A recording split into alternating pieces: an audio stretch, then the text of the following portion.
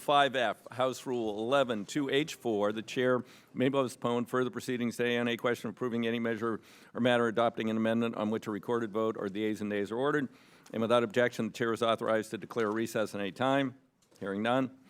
Today, the committee will consider H.R. 1108, Aviation Funding Stability Act 2019, H.R. 1775, establishing a task force on notices to airmen and OTAM improvements, H.R. 367, Pay Our Coast Guard Parity Act of 2019, H.R. 1322, requiring a report on the effects of climate change on the Coast Guard, H.R. 1306, Federal Disaster Assistance Coordination Act, H.R. 1307, Post-Disaster Assistant Online Accountability Act, H.R. 1311, amending the Robert T. Stafford Disaster Relief Emergency Assistance Act to ensure that unmet needs after a major disaster are met, and H.R. 1331, Local Water Protection Act, when competing hearings and obligations for given competing hearings and obligations for members this morning, my hope is to move these measures quickly.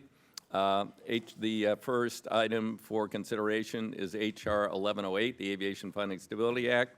I now call up H.R. 1108, ask unanimous consent to discharge the Subcommittee on Aviation from further consideration of H.R. 1108, that it be considered as read and open to amendment at any point.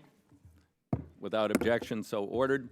I also, at this point, would ask unanimous consent to insert support letters for the underlying bill, H.R. 1108, signed by more than 40 organizations representing the aviation industry and labor. Without objection, so ordered. At this point, I'll give some brief opening remarks. In February, the Subcommittee on Aviation hosted a hearing on how the recent shutdown of the federal government affected the operations and workforce of the Federal Aviation Administration, as well as the U.S. aviation system at large.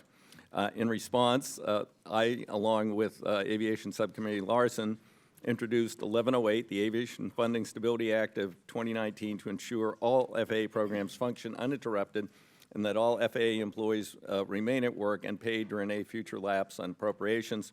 This bill has strong bipartisan support with more than 120 co-sponsors. Under this legislation, a lapse in appropriations would authorize the agency to draw from the Airport and Airway Trust Fund with no general fund contributions to continue all operations, programs, and activities